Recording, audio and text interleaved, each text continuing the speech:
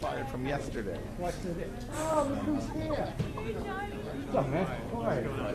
In the 9th precinct area? Yeah. Who bagged him, the cops or the feds? Cop, there's some guy online claiming he saw him with cops. I only let these folks know. I'm gonna get walked out in the night. Yeah, it's every night. When I wrap up over here, I'll go over there. Where was he? They got him in St. Mark's Place. Where was he? You have the address on that? It's gotta be like First and St. Mark's is where they First and St. Mark's? That's supposedly where they got him in. Okay, all right, okay. When I'm done over here, I'll yeah.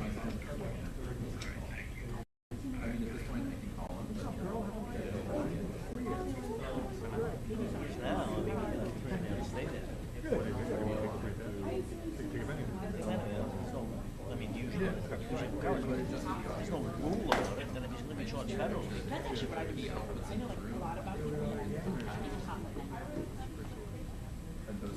Yeah, I got back, And it might be. no, I'm waiting to go back to the medical.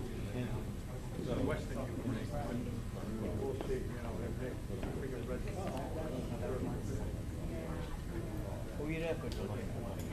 Who are you Believe it there or not, I went for my agency, and then the post saw my work on the agency, and said, come work for us. 5 days out of it. Which was shocking, you know? You know why? That's because Joe Amari hired me, that's why. Where's Joe? Well, he's on the assignment. Joe still there? He only works 4 days a week.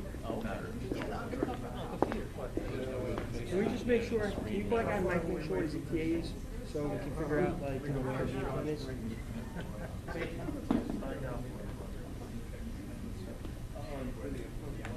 I was gonna say, what's up, handsome, but I'll say. Jesus. Okay, we're trying to sort something out.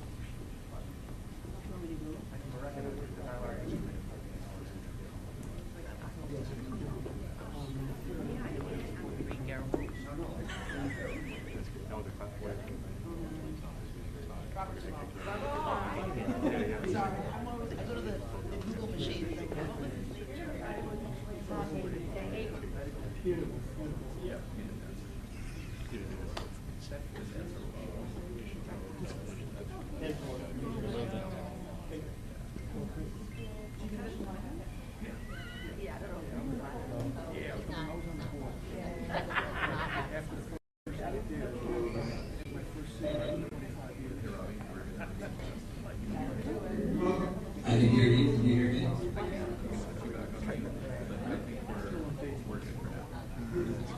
Okay. I'm here. You can hear us, just because you're close by, right? Robbie? Just ask him to flash your thumbs up. Can you guys see me?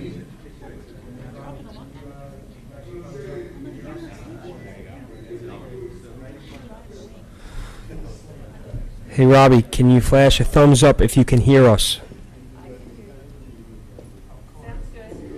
Yeah, Robbie, only anything that the mayor is saying right now is going to be Yeah, it's hot mic. So, Chris, can Robbie hear me or no? So, I mean, we'll cue them from here.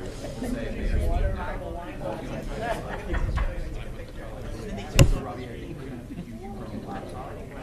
All the same. Is there a company with the mayor?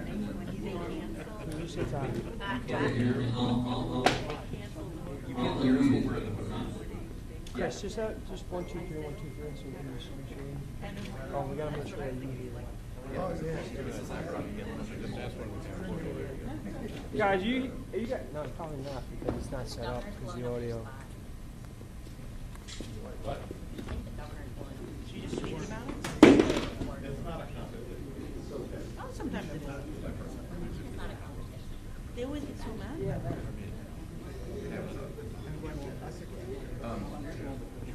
Why did she just tweet about it?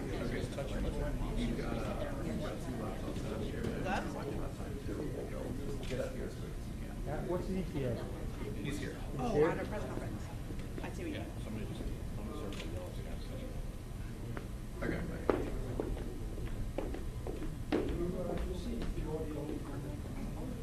Oh, Robbie, do like a sound check. Robbie, can you give us a quick sound check? Yeah. 1, 2, 3, 4, 5, 6, 7, 8, 9, 10. Perfect, thank you. So, yeah, and we can see all of it. So, Robbie, one more time, I'll wait until my daughter gets up here, but I think also. They're going to be careful before we start this evening online. We're not going to, I'm not going to do that. I'm not going to do this. This is what the whole issue is. All good? Audio good?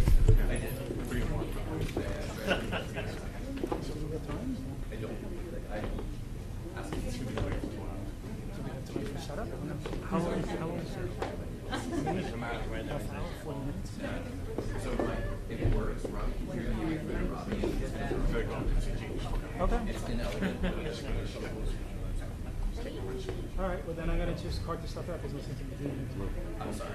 Yeah, that's totally fine. No worries.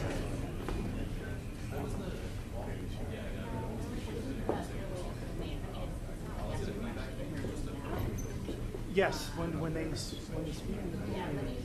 So I told Robbie to from here, and he was okay with that.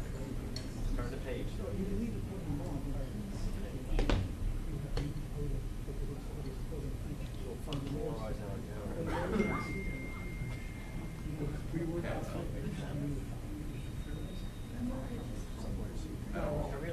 What happens is somebody comes out Something will go wrong. Will.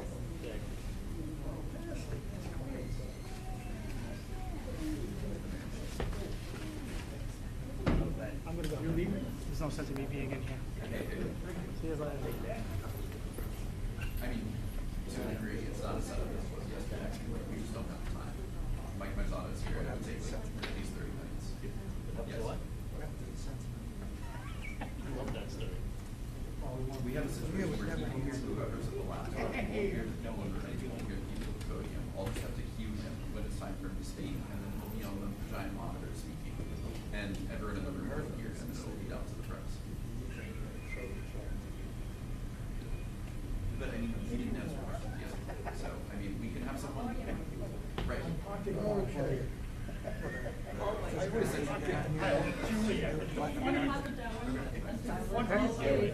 I mean, we're gonna do this version. I'm sorry, Mike. No worries.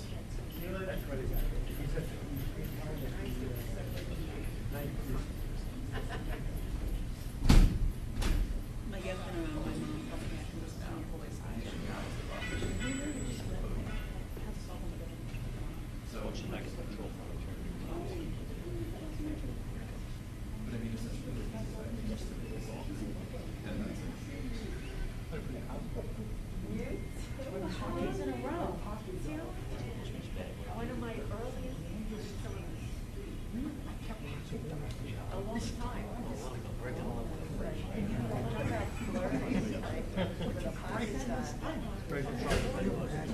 Yeah,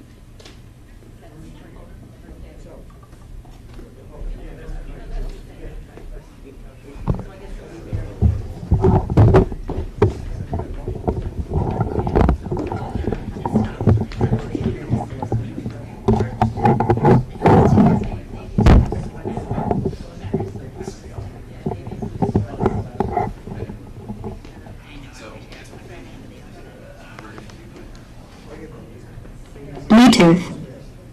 Ready to connect via Bluetooth.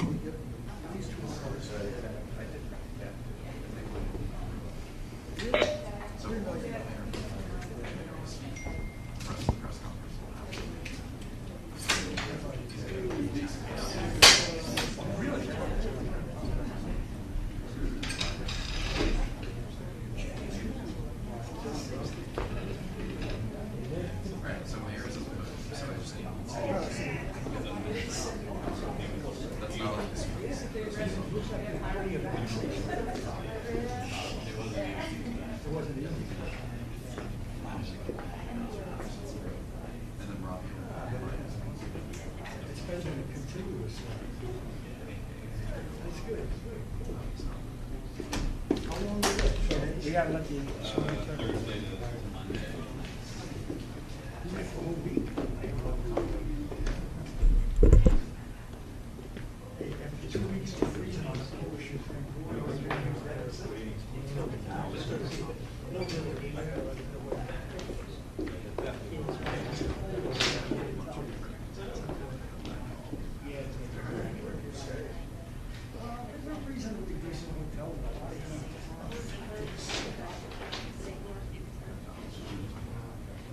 Well, breaking and building on your kid.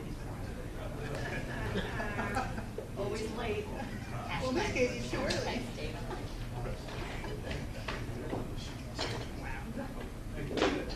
New York is a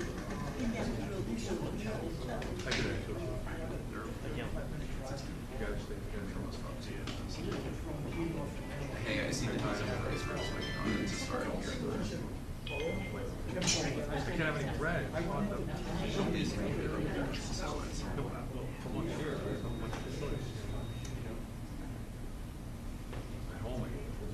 Great.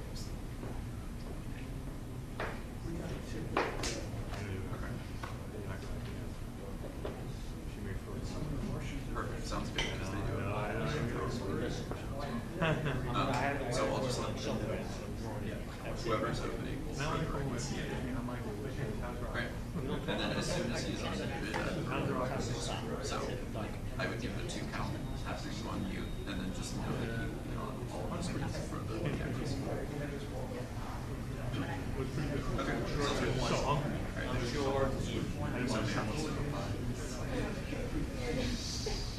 The one.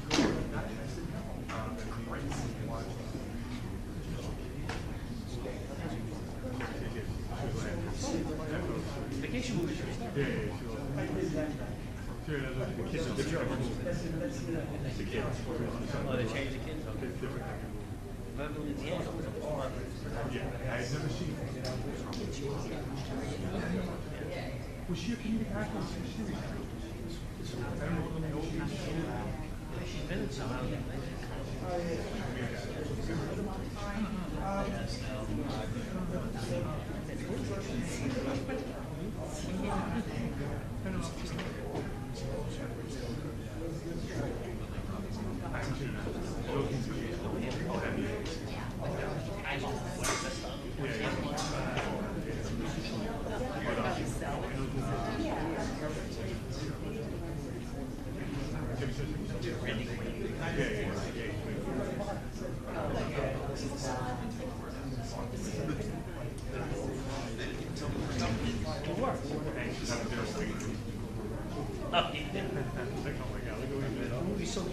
know, it's so bad, right? There's a movie there. Yeah. It's silly. First one, they said some vacations and some vacations. The vacation.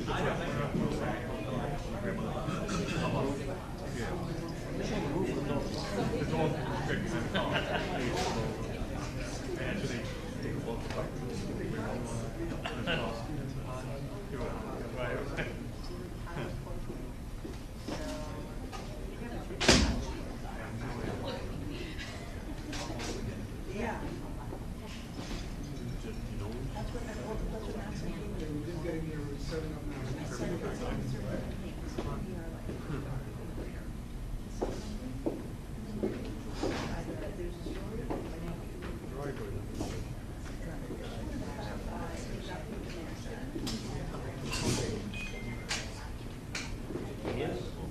I don't know. I just quiet there.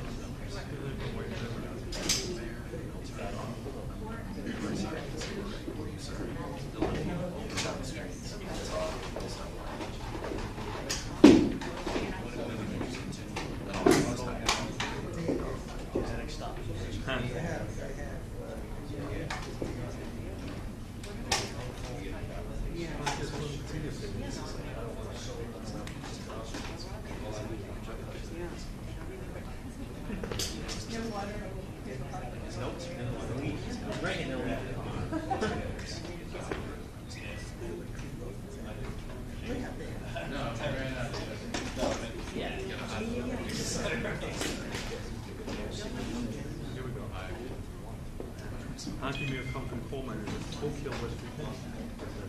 Miners are segregated, blacks and whites are tangled white and foreigners are another English whites, separated, unknown, Punk Hill. These laborers are known as punkers.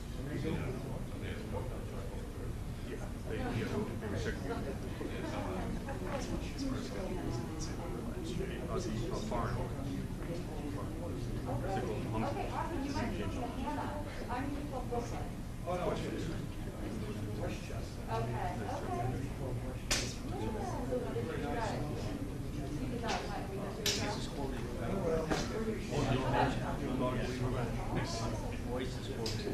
Okay.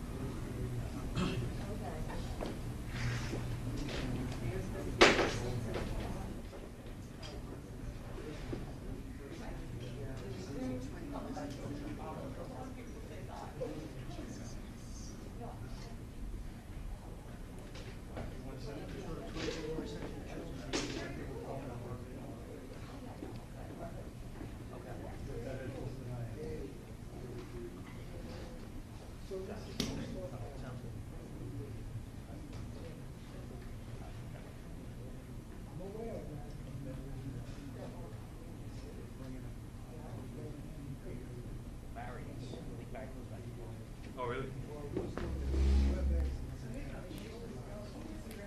I know what lost without having it.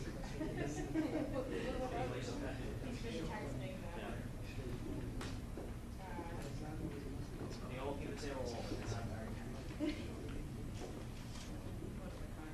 You know what it is, he has all these, he's back to one case of I know. I'm guessing it was like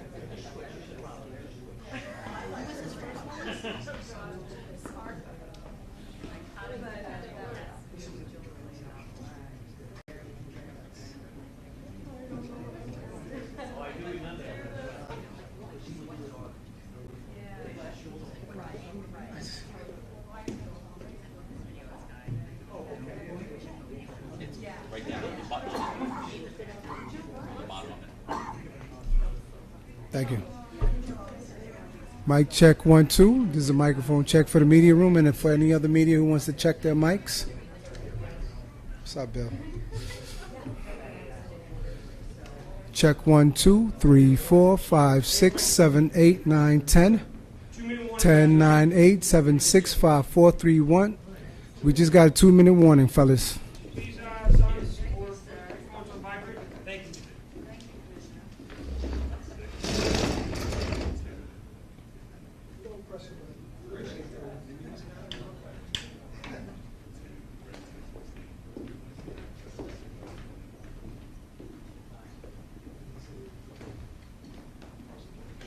Well, just check this out one last time.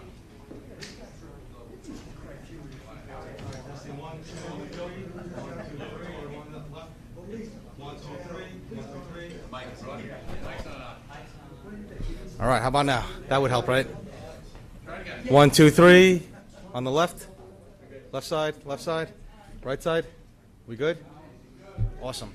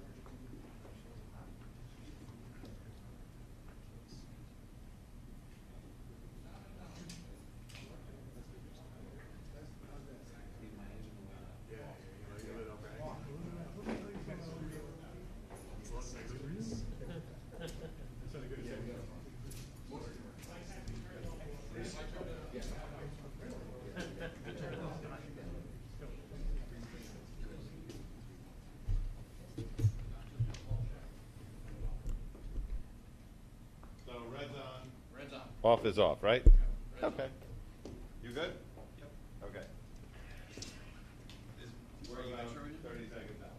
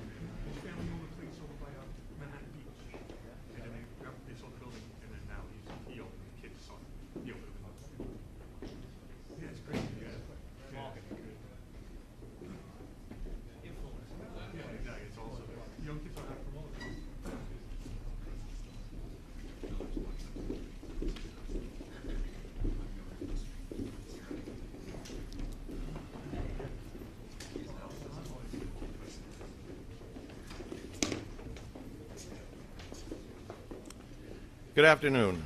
I'm John Miller, Deputy Commissioner for Intelligence and Counterterrorism of the New York City Police Department.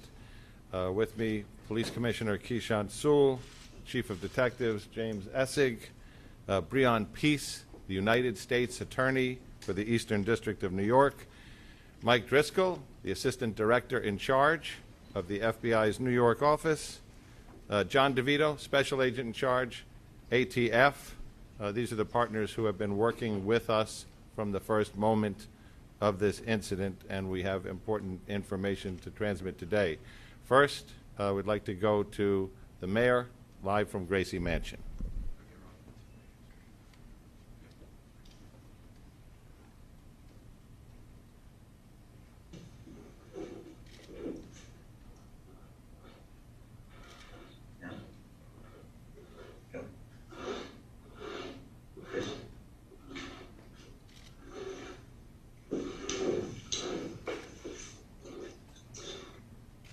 My fellow New Yorkers,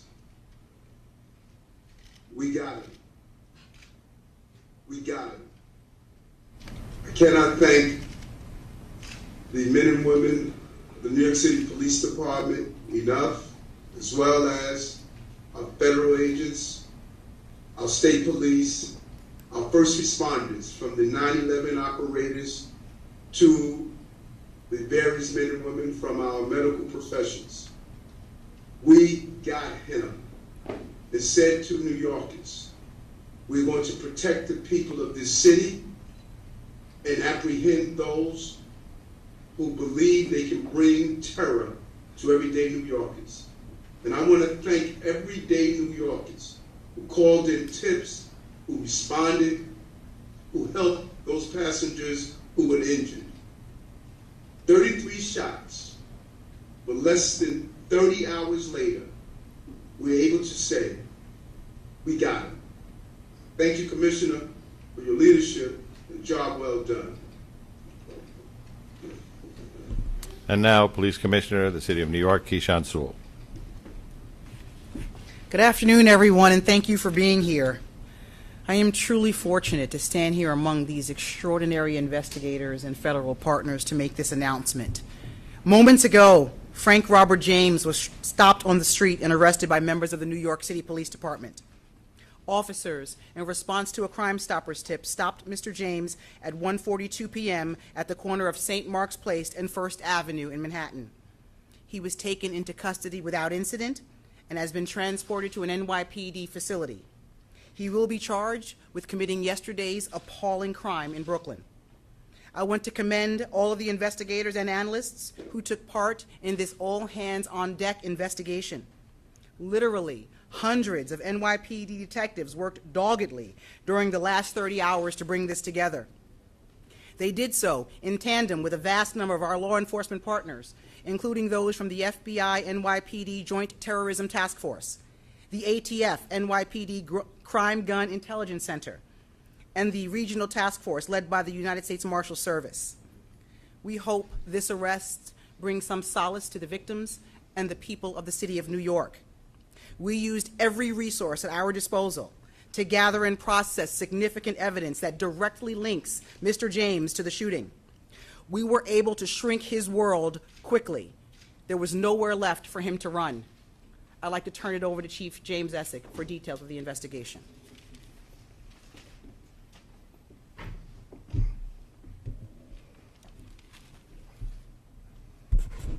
Good afternoon, everybody.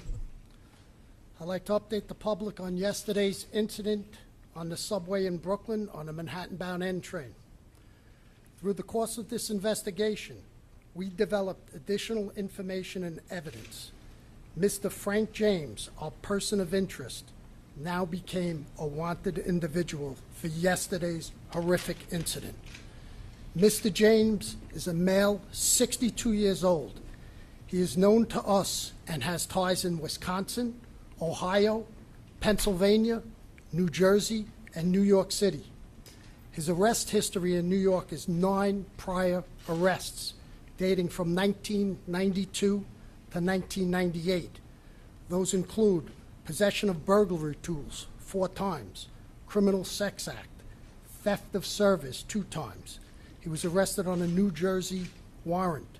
He also has a criminal tampering.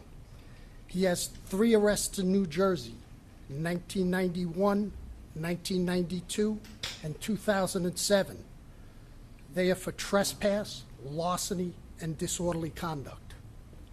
So yesterday, we recovered video of him prior to the incident entering the Kings Highway subway station. He has the same black cart that he has later recovered on the crime scene. The pictures are to my right over here. This We'll make state. these available electronically after this. This station is 3 blocks from where he recovered the U-Haul truck that he rented in Philadelphia. The key to that truck was recovered at the crime scene. This jacket, the distinctive orange jacket, was also recovered, as well as his construction helmet he was wearing, and we recovered that in a garbage bin in transit. We believe, but this is still early in the investigation, that after firing his weapon 33 times at innocent New York City subway riders, Mr. James boarded an R train that had pulled into the station, went one stop up, and exited at 25th Street Station. We also have a picture of that. The gun used in this, a 9mm Glock, which was recovered at this crime scene, was purchased by Mr. James in 2011 in Ohio. We tracked Mr. James, and his last known whereabouts was 7th Avenue and 9th Street in Park Slope, entering the subway. Minutes ago, thankfully, NYPD patrol officers from the 9th Precinct responded to St. Mark's and 1st Avenue, where they apprehended him without incident. This case was quickly solved using technology, video canvassing, and then getting that information out to the public. So I can't speak highly enough of the partners we had, the FBI, Mike Driscoll, ATF, John DeVito, U.S. District Attorney from Easton, Breon Peace, and the coordination and within the Detective Bureau, Tommy Galati from Intel, our Transit Bureau, our Patrol Services Bureau. Phenomenal job, less than 30 hours later to arrest this individual. So with that, I'd like to turn it over to Breon Peace.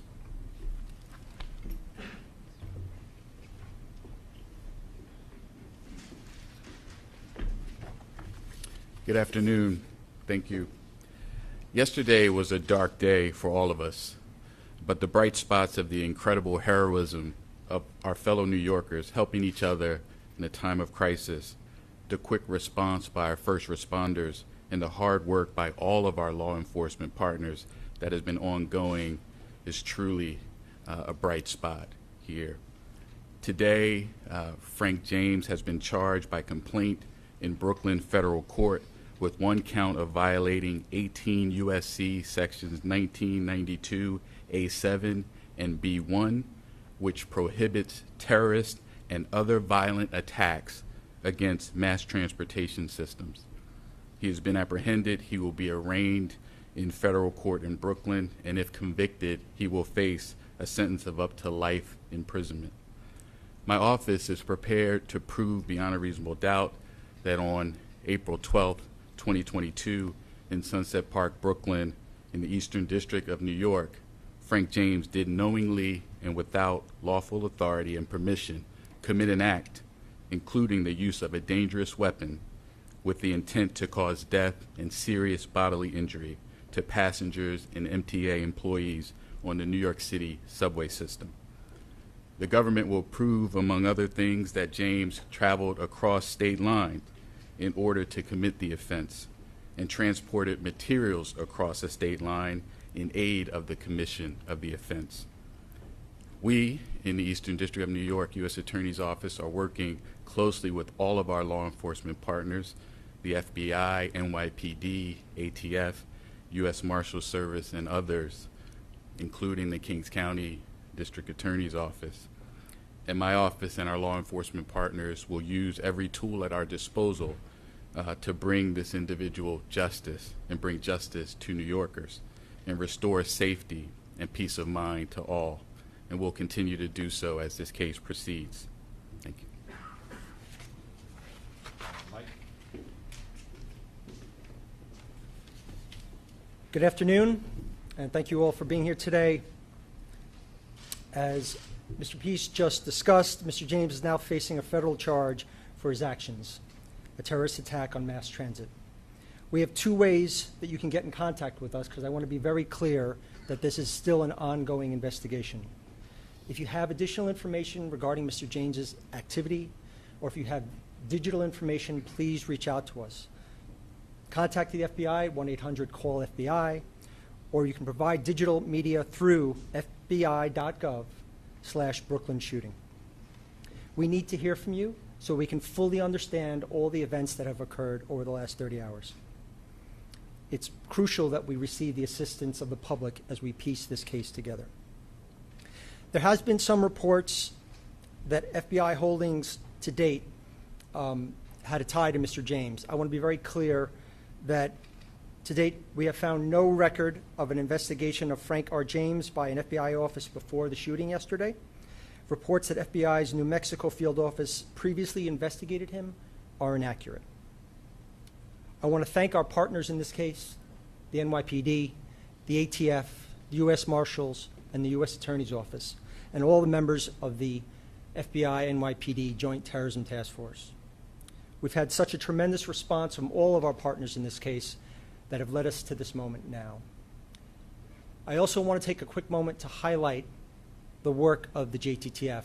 I'm fortunate I get to work with them every day. It's truly an outstanding group of people, led by SAC Kerry Farley, who spearheaded this investigation.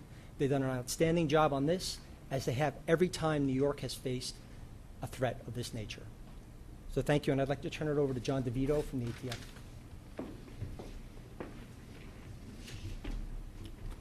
Good afternoon, everyone. Again, my name is John DeVito. I'm the Special Agent in Charge for ATF here in New York State.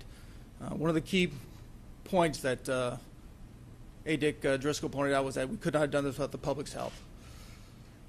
First, let me say our thoughts and prayers and actions for the past 2 days have been with the victims as well as all New Yorkers.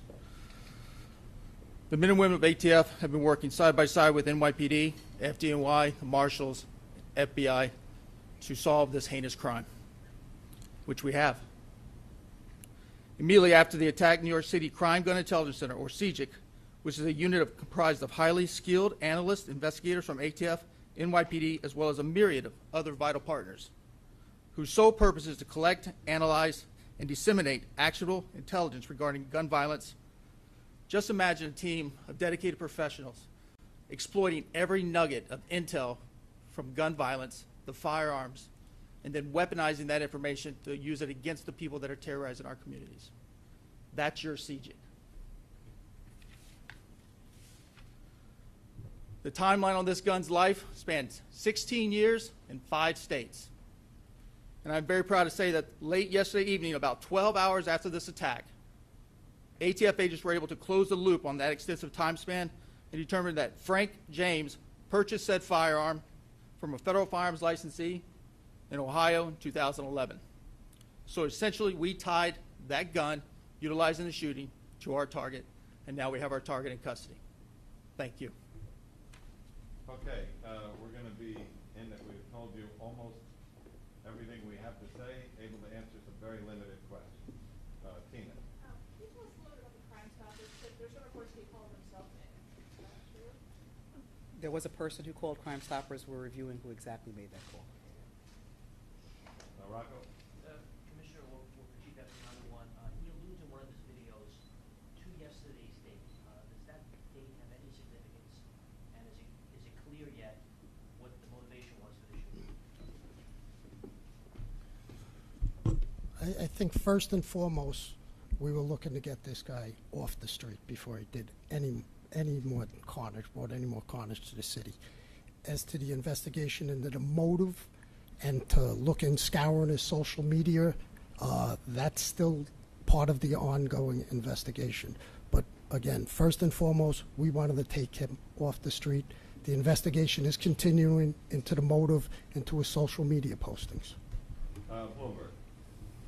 You said Mr. James walked into a Park Slope subway station. What time was that, and what was he doing in between then and when you guys called him? That was 9:15 yesterday. So the incident occurs at 8:24. So he leaves, he exited the 25th Street Station House shortly after 8:24. The R train pulls in. We catch him next going into a Park Slope on 7th Avenue and 9th Street at 9:15. And then we grab him today. But we had literally hundreds of detectives out scouring video throughout the crime scene and beyond. And so this is 9 a.m.? Excuse me? 9 a.m. that he goes into Park Slope? Yes, that was him. Yesterday at 9:15. All right, Mark. And do you have any idea where he was previously today? Any ideas on his whereabouts? Was he being tracked in any way? Did he say anything when he was arrested? No, his arrest was just literally minutes ago. So we haven't even, he's just arrived at the precinct shortly. As to his whereabouts, that's part of the investigation. Detectives are out going through video canvases, and we're going to backtrack that, and that will take literally weeks. Katie. A two-part question. The first is, did the NYPD previous to yesterday's attack have any complaints, or do they look into any of the cameras being out, not just at 36th Street, but at 45th and 25th? And additionally, is there any indication that Mr. James was going to do any more attacks in New York City? Well, We'll get back down to cameras. Let you answer the second part. yeah, as far as them doing any more attacks, that's, again, that's part of the investigation. Our main focus was to take him off the street immediately. And do you know how? Well, go ahead. Do you know how he purchased the gun? If he had a criminal record? You can't have a felony conviction to purchase the gun, so he had no felony convictions. Okay, New York one. Emily, how are you? Hi. Has the mayor's security detail been returned to its typical size and scope? So we're not going to discuss that. Juliet Papa. Yes, can you take us from the Crime Stopper tip to the arrest? What happened in between? How was he located? And The Crime Stopper tip today? Yeah. Yeah, go ahead, Ross. Hey, Juliet. Good afternoon. Crime Stopper tip comes in, reports that the male is in the McDonald's on 6th Street and First Avenue in the 9th Precinct down on the Lower East Side in East Village. Officers respond to the McDonald's. He's not in the McDonald's. They start driving around the neighborhood looking for him. They see him on the corner of St. Mark's and First, and they take him into custody. No incident in taking him into custody. Did NYPD do an audit of cameras at subway stations just to make sure that they're all working in the future, so it would be easier to catch a person who does something like this? Yeah, so the camera systems in the subway system are not NYPD cameras. They're owned and maintained by the MTA. We have access to them. We do regularly look and see which cameras are working, which ones are not, but the responsibility for those cameras belongs to the MTA. Tony. Are you going to make the officers who made the apprehension available? Are you going to identify them or any special? Not at this time. If we do, we'll let you know. Rocco. For Chief Essing, Chief, in interviews that took place throughout the day yesterday with any of the surviving victims as well as people who were on the train, have you been able to glean anything about what he said or did on the train that yields a little bit more about his motivation, about what he intended to do? We have witnesses on the train who said he was sitting in the back corner of the second car, and he popped the smoke grenade. And we have one witness who says, what did you do? He goes, oops, and then he pops the two, brandishes the firearm, and fires 33 times. That we are in the process, and we are asking for anybody's help who was on that subway train or on that platform to reach out to the Crime Stoppers at 1-800-877-TIPS with any information. We're still looking for witnesses and anybody who has information who was on the scene. Okay, New York Times. Hi, can you tell us anything more about the clock that this guy used? We heard initially that it had jammed. I know from what experts say that clocks aren't supposed to do that. It's kind of one of the selling points of clocks. Can you tell us a little bit more about if that's the case or? Well, our crime scene is still processing that scene. It goes to the lab, and they'll give us a report. It's still very early in the investigation for that. All right, Tony. One for All right. Mr. Okay, go ahead. Restraint. The statute he's being held under, that requires no nexus to any foreign terrorism. This is, in its own, it's a discrete terrorism charge. That's correct. The statute is titled Terrorism and Other Violent Attacks in Mass Transportation. So if there's a federal interest, of course, in protecting mass transportation hubs and infrastructure, and so that's the jurisdiction. But we we're not going to comment further, or we're still investigating the motive and things like that, so can't comment further. All right, last question to Juliet. Yes, who can talk about his contact with social services, or if he had any here in New York? That's going to be part of the investigation as well, so we were not able to speak to that at this moment. So after his, he got arrested in the 90s, and then did he like disappear? Was he not in New York City anymore? That's part of our investigation as well, Julie. Thank you. One more question. Use 12. You're the last question. Thank you. I'm wondering if there's, do we have any motive in terms of Sunset Park? Why Sunset Park, or was it random? No idea. So just to close, we also want to acknowledge our partners, sometimes jousting partners in the media, for putting all these pictures out, for spreading this story from the time we did the press conference yesterday. That was a critical effect on raising the kind of public awareness that, as the commissioner said, was able to give him very few choices in terms of where to go. So we appreciate your efforts as well. Thank you very much. Thank you. You're welcome.